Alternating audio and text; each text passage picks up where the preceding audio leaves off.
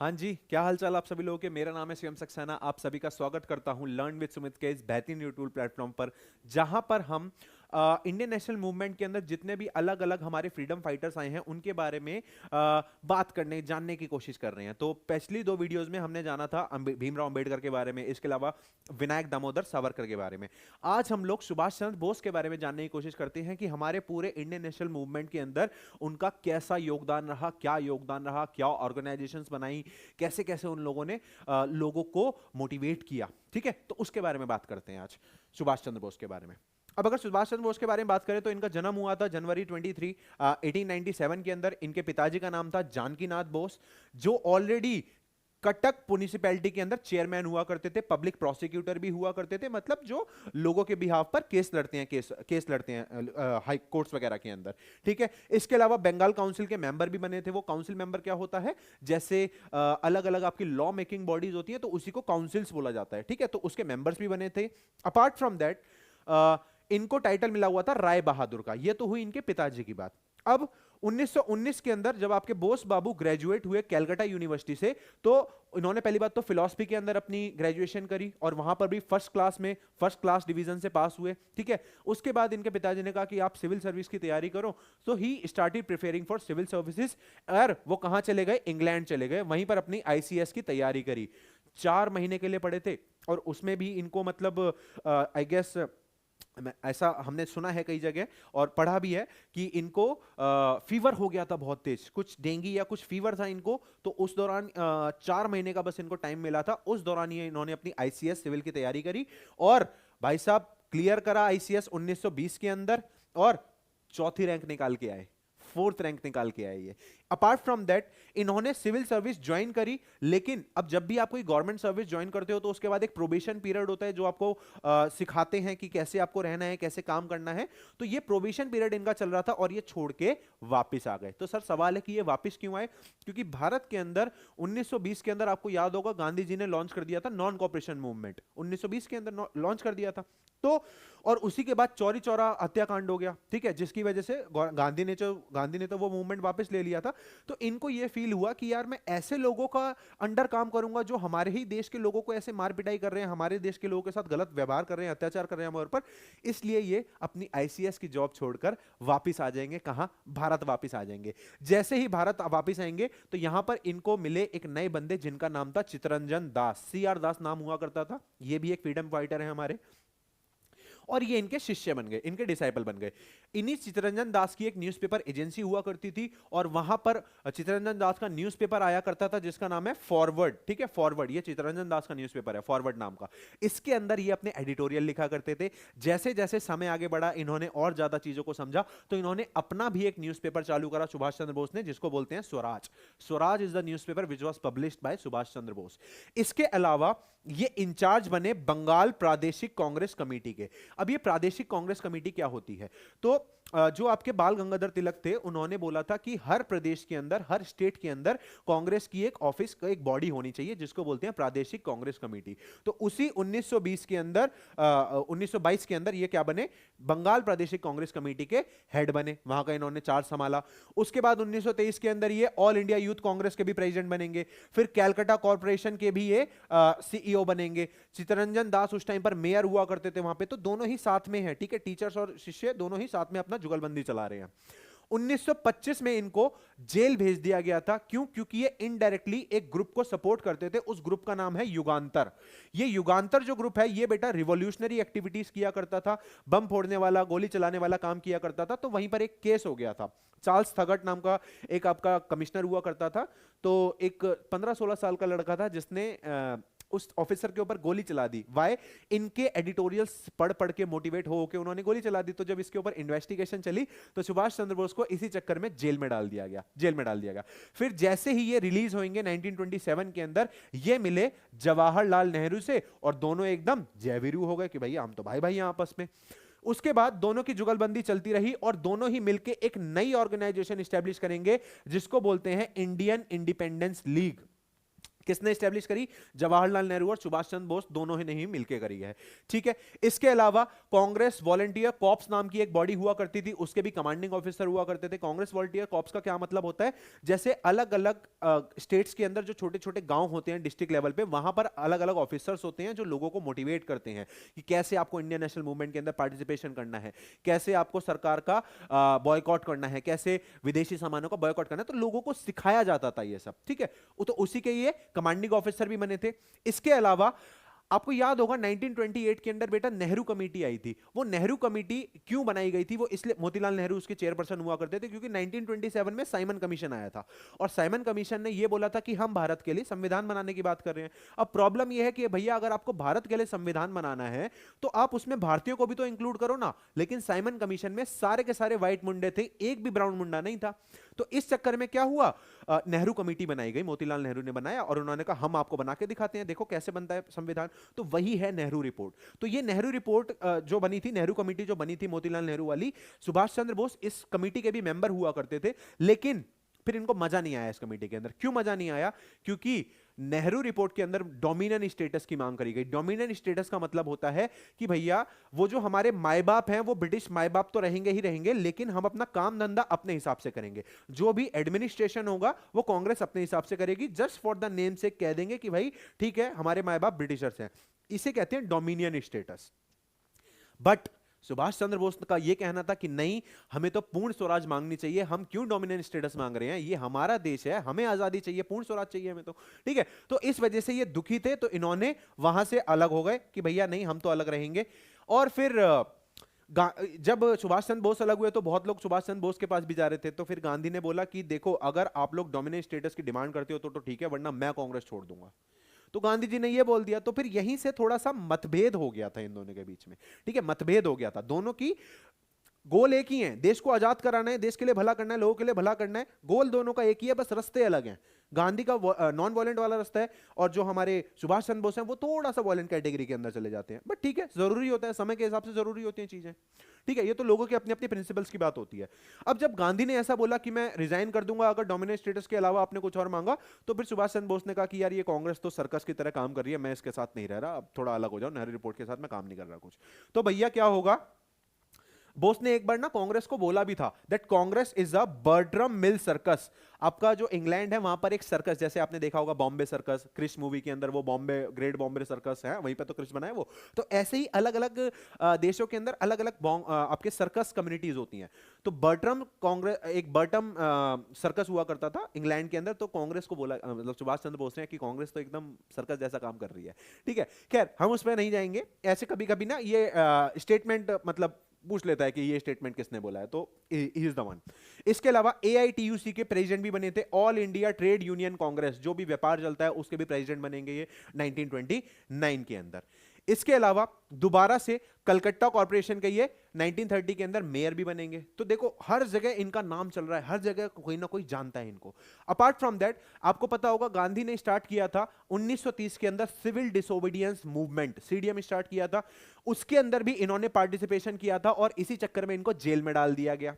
ठीक है, बट इनको फिर जेल से बाहर भी निकाल दिया 1930 में ही। जब फर्स्ट राउंड टेबल कॉन्फ्रेंस हो गई थी तो उसके बाद सारे जितने भी कांग्रेस के लीडर्स हुआ करते थे, उसके एसोसिएट्स हुआ करते थे, उनको सारा जेल से रिलीज कर दिया गया।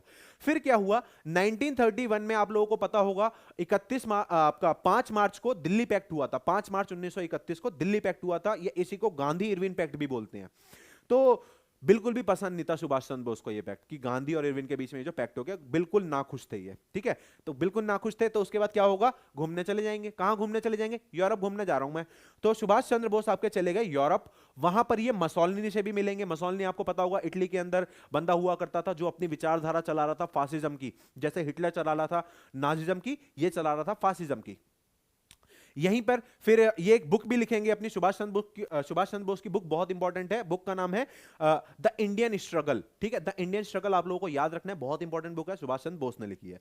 अपार्ट फ्रॉम दैट 1937 के अंदर इन्होंने वहीं ऑस्ट्रिया की एक लेडी से शादी करी और इनकी एक बेटी भी है जिनका नाम है अनीता बोस। अनीता बोस। उसके बाद 1938 के अंदर ये वापस इंडिया आएंगे और फिर अब देखो, जब कांग्रेस बनी थी 1885 के अंदर, तो उसके बाद क्या होता है, कांग्रेस हर साल अपनी मीटिंग करती थी दिसंबर के अंदर, ठीक है, हर साल मीटिंग करती थी, 3 दिन के लिए चाय समोसे के लिए मिलते थे ये लोग। तो उसमें क्या होता था, हर बार एक प्रेसिडेंट चुना जाएगा।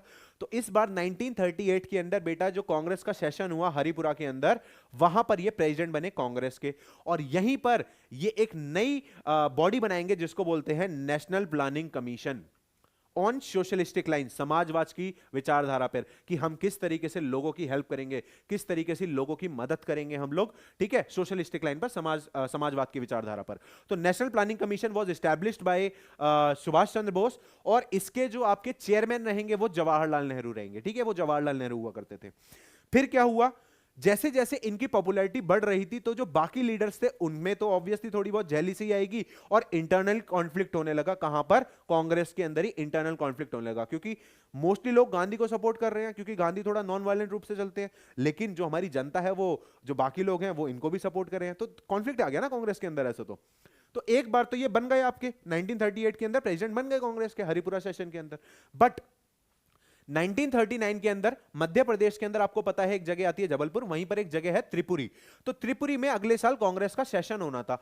तो हर बार जब भी सेशन होता है तो प्रेसिडेंट चुनना पड़ेगा कांग्रेस के लिए कि कौन प्रेसिडेंट बनेगा उस मीटिंग के लिए। तो यहां पर दो लोग खड़े हुए, एक आपके हुआ करते थे सुभाष चंद्र बोस, और दूसरी जगह हुआ करते थे पत्ताभी सीतारमैया, पी सीतारमैया। अब ये जो पी सीतारमैया थे, इनको खुद गांधी का सपोर्ट था, गांधी ने इनको खड़ा किया था कि भैया लो चुनाव लड़ो, तुम करो, ठीक है, तुम कांग्रेस का चुनाव लड़ो इस बार प्रेसिडेंट बनने का। तो ये चुनाव हुआ, बकायदा वोटिंग हुई, और वोटिंग के अंदर दोबारा सुभाष चंद्र बोस जीत गए, ठीक है, दोबारा सुभाष चंद्र बोस जीत गए।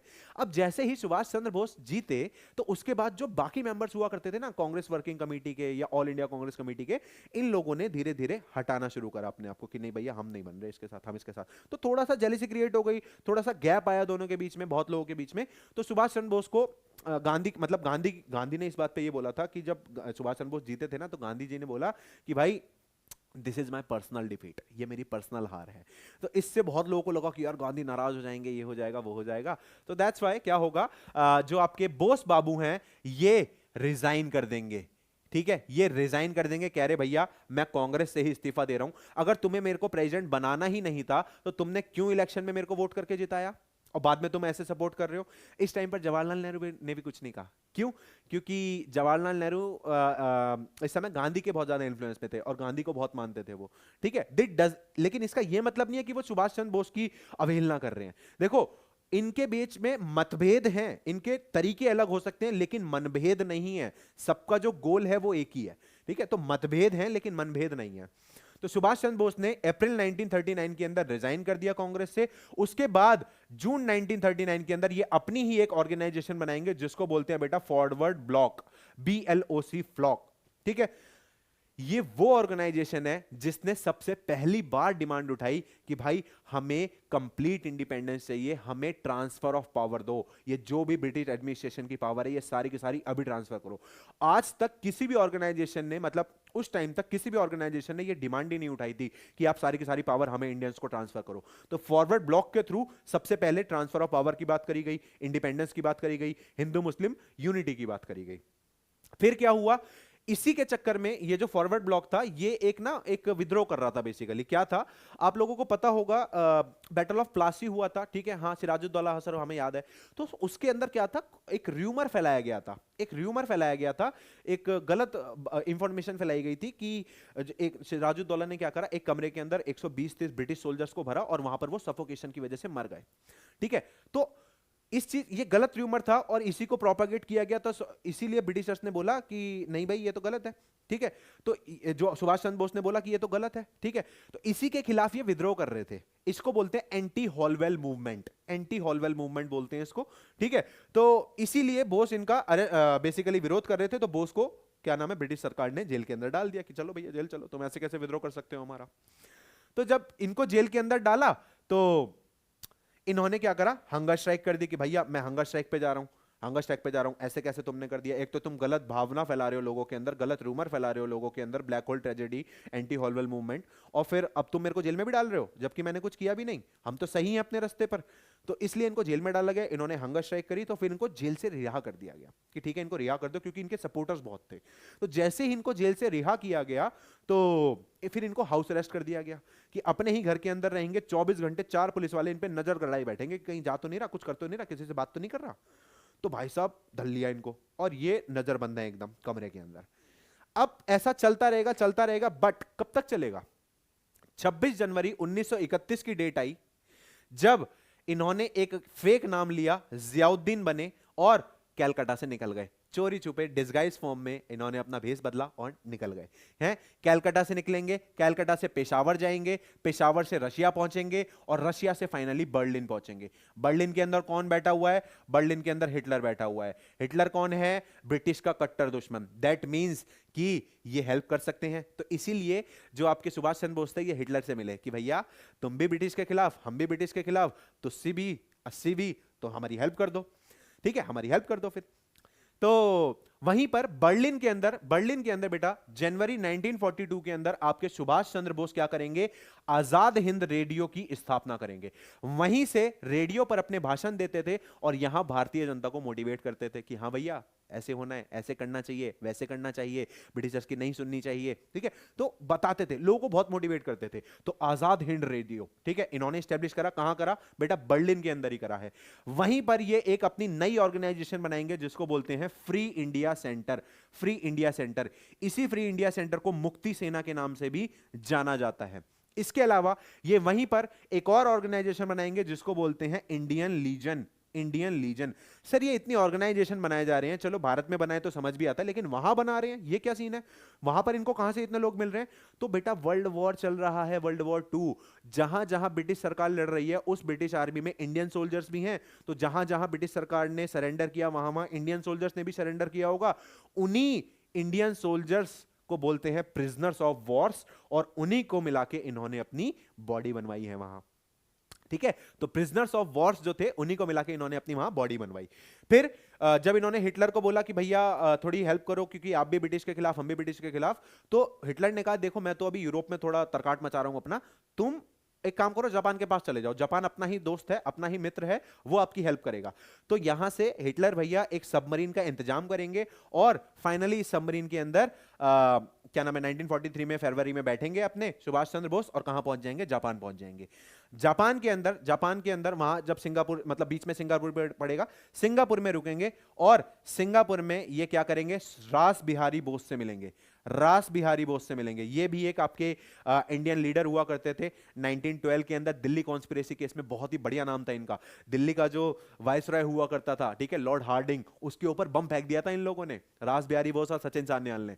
तो रास बिहारी बोस तो फिर उसके बाद जापान आ गए थे, ठीक है। तो जापान में आएंगे और रास बिहारी बोस और सुभाष चंद्र बोस मिलकर इंडियन नेशनल आर्मी को दोबारा रिवाइव करेंगे, आजाद हिंद फौज को दोबारा रिवाइव करेंगे। ऑल्दो जो आजाद हिंद फौज है ये पहले ही बना दी गई थी बाय कैप्टन मोहन सिंह, ठीक है, लेकिन बीच में फिर जापानियों की मदद से बनवाई गई थी, लेकिन फिर उन दोनों के बीच में कुछ डिफरेंसेस क्रिएट हो गए, तो इस वजह से उसको डिसबैंड कर दिया गया इंडियन नेशनल आर्मी को। बाद में यही सुभाष चंद्र बोस जाके मिल जाएंगे, दोबारा से आईएनए को रिवाइव करेंगे कि चलो भैया हम आ गए हैं। फिर क्या होगा? सर वर्ल्ड वॉर 2 तो चल ही रहा है, बिल्कुल चल रहा है। तो इंडियन नेशनल आर्मी के अब लीडर बनेंगे आपके कौन? सुभाष चंद्र बोस बनेंगे। और सुभाष चंद्र बोस मिलकर क्या करेंगे? अब बेसिकली आपका इंडिया की तरफ मार्च करेंगे with the help of Japanese army, Japan की आर्मी के साथ हेल्प करके आगे बढ़ेंगे। अक्टूबर 21 1943 तक आते आते इन्होंने बेटा एक इंटरिम गवर्नमेंट भी बना दी थी। इंटरिम गवर्नमेंट भी बना दी थी। कहां पर बनाई थी? रंगून के अंदर। रंगून कहां है आपका बेटा? आज का जो म्यांमार, जो आपका आज का म्यांमार है, पहले उसको बर्मा बोलते थे, ठीक है, तो रंगून वहीं हुआ करता था, मेरे पिया गए रंगून। तो वहीं पर इन्होंने इंटरिम गवर्नमेंट बनाई अपनी, इसी को बोलते हैं अर्जी हुकूमत आजाद हिंद। अर्जी हुकूमत आजाद हिंद। यहीं से इनका वॉर स्लोगन बना, चलो दिल्ली, अब सीधा दिल्ली जाके ही रुकेंगे। उसके बाद नवंबर 1943 तक आते आते इन्होंने अंडमान निकोबार तक भी कैप्चर कर लिया था और वहीं पर उन्होंने नामकरण कर दिया था उन आइलैंड्स का शहीद या स्वराज द्वीप, जो अभी कुछ टाइम पहले मोदी सरकार ने किया है। वो तो पहले ही करके आ चुके थे सुभाष चंद्र बोस, ठीक है। इसके अलावा यहीं पर ये 30 दिसंबर को क्या करेंगे, अपना तिरंगा झंडा भी फहराएंगे। इवन रंगून के अंदर अपना खुद का एक बैंक भी स्टैब्लिश करेंगे, आजाद हिंद बैंक, जो बेसिकली इन्हीं सब फ्रीडम फाइटर्स के लिए मदद के लिए बनाया गया था। अपार्ट फ्रॉम दैट फिर ये धीरे धीरे इंडिया की तरफ एंटर करे। 1944 के अंदर इम्फाल और कोहिमा के अंदर ये लोग अपना बेसिकली लड़ाई कर रहे थे, कैंपेन चला रहे थे। लेकिन यहां पर इनको हार झेलनी पड़ी। क्यों हार झेलनी पड़ी? अभी तक तो इतना बढ़िया चल रहा था। क्योंकि बेटा जापानीज आर्मी वापस चली गई। ठीक है, जापानीज आर्मी क्यों वापस चली गई? क्योंकि उधर से हिरोशिमा नागासाकी का सीन हो गया।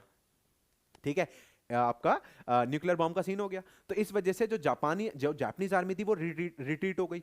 तो इस चक्कर में जो इंडियन नेशनल आर्मी को जितने भी रिसोर्सेज, जितने भी लॉजिस्टिकल सपोर्ट मिला हुआ था, वो सब चला गया। इसके अलावा यहां पर बहुत तेज बारिश हो गई। क्यों? क्योंकि मॉनसून चल रहा था। ठीक है, तो रिट्रीटिंग मॉनसून की वजह से बारिश हुई। बारिश की वजह से इनकी फोर्स ज्यादा कुछ कर नहीं पाई। और 4 अप्रैल 1944 को बैटल ऑफ कोहिमा के अंदर इंडियन नेशनल आर्मी सरेंडर करेगी, हार जाएगी। इसी को बोलते हैं बेटा Stalingrad of the east. Stalingrad of the east बहुत ही इंपॉर्टेंट टर्म है, याद रखना कि स्टालिनग्राड ऑफ द ईस्ट किसको बोला जाता है? बैटल ऑफ कोहिमा को बोला जाता है, जहां पर सुभाष चंद्र बोस थे। ठीक है, वैसे स्टालिनग्राड क्या है? जब आपका वर्ल्ड वॉर 2 चल रहा था तो हिटलर बहुत पिटाई लगा रहा था। हिटलर ने पूरे यूरोप के ऊपर कब्जा कर लिया था। बट आज तक की हिस्ट्री में, आज तक के इतिहास में जो भी बंदा रशिया के ऊपर अटैक करता है और मॉस्को जाता है, मॉस्को के आगे कोई नहीं जा पाता। आप हिस्ट्री उठा के देख लो, जिसने भी रशिया के ऊपर अटैक करा है, मॉस्को के आगे कोई नहीं पहुंच पाया, चाहे वो नेपोलियन हो, चाहे वो आपका हिटलर हो। ठीक है, तो हिटलर मॉस्को पहुंचा और वहीं से उसकी पिटाई पड़ना शुरू हुई। रशियन आर्मी ने पिटाई करनी शुरू करी उसको, और फिर पिटाई पिटाई करते करते करते करते उसको जर्मनी तक खींचता हुआ ले गया। तो वो जो लड़ाई थी वो स्टालिनग्राड की लड़ाई थी, जहां से हिटलर का डिक्लाइन शुरू हुआ। ठीक है, तो यहां पर स्टालिनग्राड ऑफ द ईस्ट बोला जाता है बैटल ऑफ कोहिमा को। 1944-45 में आईएनए सरेंडर करेगी। फिर आगे आपके red fort trials, INA trials चलेंगे, खैर वो अलग चीज है, उस पर अभी नहीं जाएंगे। ठीक है, फिर क्या होगा सर? जुलाई 6 1944 के अंदर अपना आखिरी भाषण दे रहे थे आजाद हिंद रेडियो पे, अपना एक आखिरी स्पीच दे रहे थे आपके कौन? सुभाष चंद्र बोस। और जहां पर बोस ने बोला गांधी जी को लोगों को बोला that Gandhi is the father of nation. तो फादर ऑफ नेशन का जो टाइटल है, जो गांधी जी को मिला है, वो सुभाष चंद्र बोस ने दिया है। तुम देख रहे हो, पहले गांधी की वजह से ही इतना सब दिक्कत हुई थी कांग्रेस के अंदर। ठीक है, जेलिसी को लेके, कॉन्ट्रडिक्शन को लेके। लेकिन यहां पर सुभाष चंद्र बोस ही उनको टाइटल दे रहे हैं। वाई? क्योंकि दोनों के बीच में मतभेद है, मनभेद नहीं है। इन दोनों वर्ड्स में डिफरेंस याद रखना होता है। ठीक है, हम लोग आज के टाइम पर खैर बहुत ही अलग चीजों में ले लेते हैं, बट अपने आप को उस ओपिनियन में ना रखते, एक न्यूट्रल पॉइंट ऑफ व्यू से देखना चाहिए। ठीक है, तो फादर ऑफ नेशन का टाइटल दिया। इसके अलावा ये अपनी फ्लाइट पकड़ रहे थे। ठीक है, सिंगापुर से जापान जा रहे थे, ताइवान के अंदर, ताइवान को पहले फॉर्मोसा बोला जाता था। और फिर 18 अगस्त 1945 को जो प्लेन था वो क्रैश हो गया। तो सुभाष चंद्र बोस की डेथ हो गई होगी, but it is still a mystery. Subhash Chandra Bose की डेथ आज भी एक मिस्ट्री है। ठीक है, थोड़ा सा बता दो उसके बारे में, ज्यादा डिटेल में बात नहीं करेंगे। तो 1947 जब 1944 में ये क्रैश हुआ, तो प्लेन क्रैश हुआ, तो मिस्ट्री वगैरह की बात की जाती है। तो वो इसलिए बोला जाता है क्योंकि जैसे आप लोगों को पता है 1961-62 के अंदर आपकी वॉर हुई थी, चाइना के साथ वॉर हुई थी। तो उस टाइम पर एक एनोनिमस लेटर आया इंडियन गवर्नमेंट को। ठीक है, और वहां पर उसके अंदर बकायदा बता रखा था कि ऐसे ऐसे चाइना के साथ लड़ाई हो सकती है, आपको कैसे डील करना है, क्या करना है, क्या नहीं करना है, ये सब लेटर में लिख के आया। तो वही लेटर, और जब सुभाष चंद्र बोस चित्तरंजन दास के एडिटर हुआ करते थे, उनके न्यूज़पेपर में लिखते थे, उन दोनों की हैंडराइटिंग को चेक किया गया अमेरिका में जाके। तो जब चेक किया तो ये तो दोनों की हैंडराइटिंग सेम है, दोनों की हैंडराइटिंग सेम है। तो इसके अलावा एक किताब है बेटा, द कोनंड्रम। ठीक है, किसने लिखी है? आपके दो फ्रेंड्स हैं, एक है चंद्रचूड़ घोष और एक है अनुजधर। इन दोनों ने मिलकर खूब रिसर्च करी है सुभाष चंद्र बोस के ऊपर, बकायदा डीएनए सैंपलिंग वगैरह लेके इन्होंने करी है। And they told the world that कि भाई ये जो आपके सुभाष चंद्र बोस हैं, इनकी जो डेथ है वो 1980s 70s 80s के टाइम पर हुई है। ठीक है, तो इन्होंने काफी अच्छी डिटेल में रिसर्च कर रखी है, बकायदा लॉजिकल एक्सप्लेनेशन भी दी गई है। तो इसके अंदर थोड़ी मिस्ट्री क्रिएट हो जाती है। और इस साथ ही साथ इस चीज को सपोर्ट करने के लिए एक दो बातें और भी हैं, जैसे आफ्टर इंडिपेंडेंस, देश की आज़ादी के बाद तीन कमिटीज बनाई गई थी सुभाष चंद्र बोस के ऊपर, बट उनके रिजल्ट डिस्प्ले नहीं किए गए। तो बहुत सारी चीजें होती हैं। तो ये पूरी की पूरी जो जर्नी थी आपकी किसकी थी? सुभाष चंद्र बोस की थी। आशा करता हूं आपको यहां से नई नई चीजें पता चली होंगी। अगली वीडियो में ऐसे ही किसी नए फ्रीडम फाइटर के बारे में जानने की कोशिश करेंगे। तब तक के लिए आप लोग अपना ध्यान रखिए, रिवीजन करते रहिए, एंड जय हिंद एवरीवन।